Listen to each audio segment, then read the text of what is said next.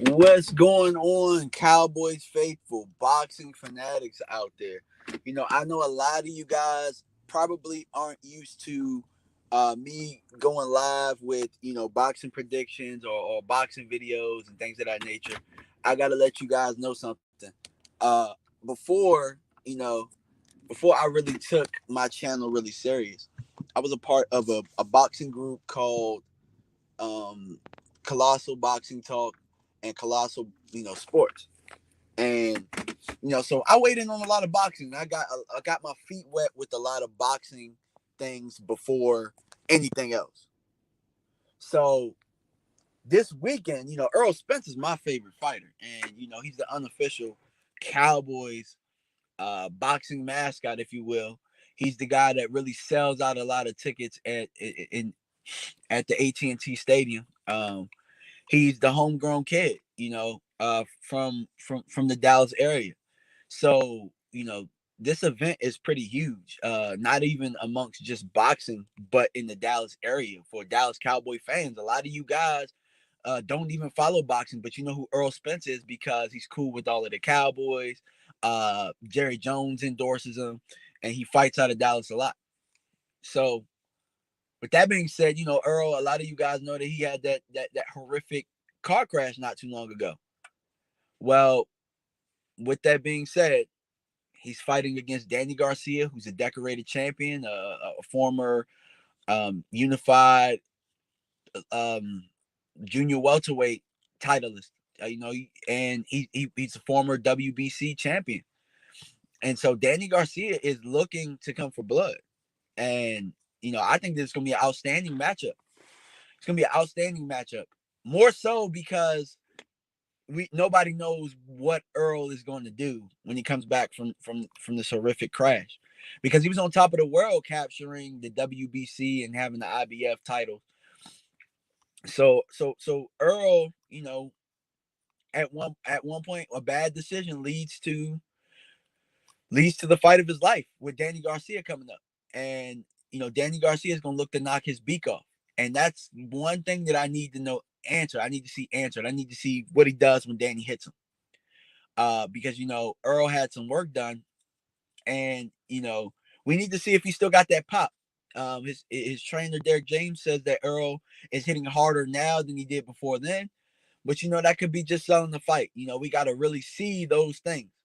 And so what I'll do is I'll get down to the nitty gritty of this matchup, and really the advantage goes to Earl Spence if he's Earl Spence, because he has a very good jab that he can use to control. He's very good with his footwork and cutting off the ring. Um, and that's one thing. That's one slight on Danny. Danny doesn't always box. Danny doesn't always use the ring the right way. A lot of times Danny can chase guys around. Danny has boxing skill, but Danny could fall in love with, trying to be what you call a hooker, somebody that, who's had some highlight knockout reels with that hook. And that's probably his best punch. Sometimes he doesn't set it up a lot, and sometimes he wings it and he's missing a lot and he's chasing guys. Earl, on the other hand, just came off a really tough decision win over Sean Porter in a really tough fight, in which, a lot of people had it up in the air up until the knockdown in the 12th.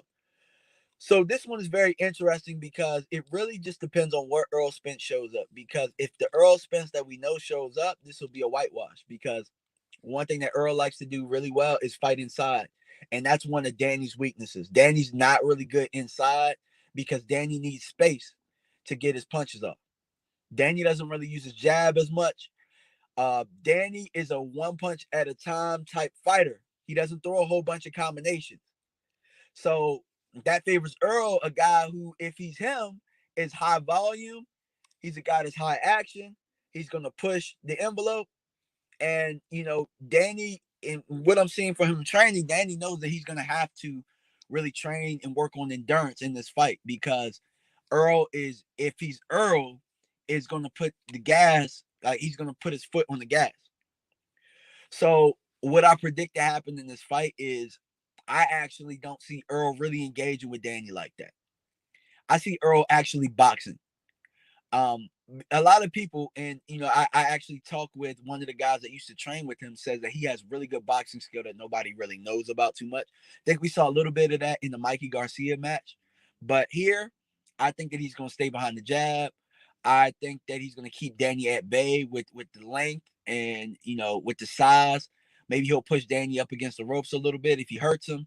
But I see Earl letting things come to him.